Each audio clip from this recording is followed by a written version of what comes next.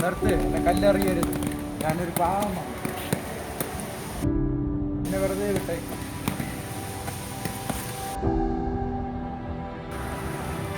സമൂഹത്തിൽ നിന്ന് ഒറ്റപ്പെട്ട് മനുഷ്യരാൽ വെറുക്കപ്പെട്ട് എന്നെ ഈ അവസ്ഥയിൽ നിന്ന് രക്ഷിക്കണമേ.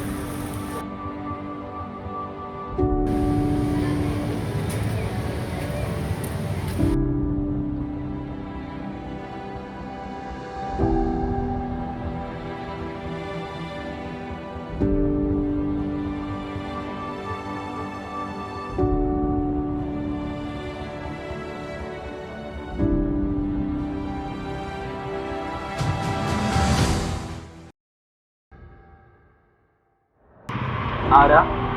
എന്താ? കർത്താവേ, നിങ്ങൾക്ക് മനസ്സുണ്ടെങ്കിൽ എന്നെ ശുദ്ധനാക്കാൻ കഴിയും.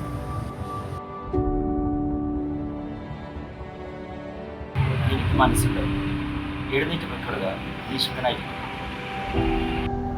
പ്രഭു, ഞാൻ മാത്രമല്ല, എന്നെപ്പോലെ 10 പേർ ഈ അരിയഴിയത്തുണ്ട്. അവരെയും കൂടി ശുദ്ധരാക്കണമേ. അവരും ശുദ്ധരായിരിക്കുന്നു.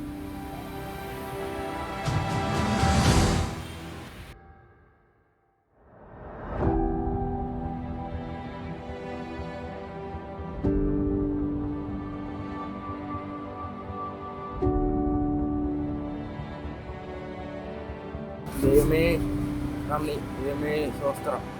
എന്നെ ശുദ്ധനാക്കിയതിന് ദൈവമേ സ്വസ്ത്രം. 10 പേർ സുഖം പ്രാപിച്ചിട്ടുണ്ട്. അതിലൊരാൾ മാത്രമല്ലേ ദൈവത്തിന് നന്ദി അർപ്പിക്കാൻ നമുക്കുള്ളൂ. ബാക്കി 9 പേരല്ലേ?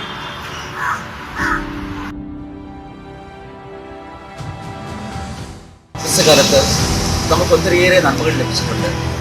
ലഭിച്ച നന്മകൾക്ക് നന്ദി അർപ്പിക്കാനുള്ള ഒരു അവസരം കൂടിയാണിത്.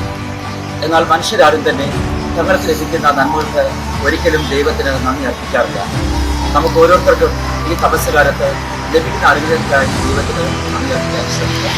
അതിനാൽ ദൈവം നമ്മെ അനുഗ്രഹിക്കട്ടെ.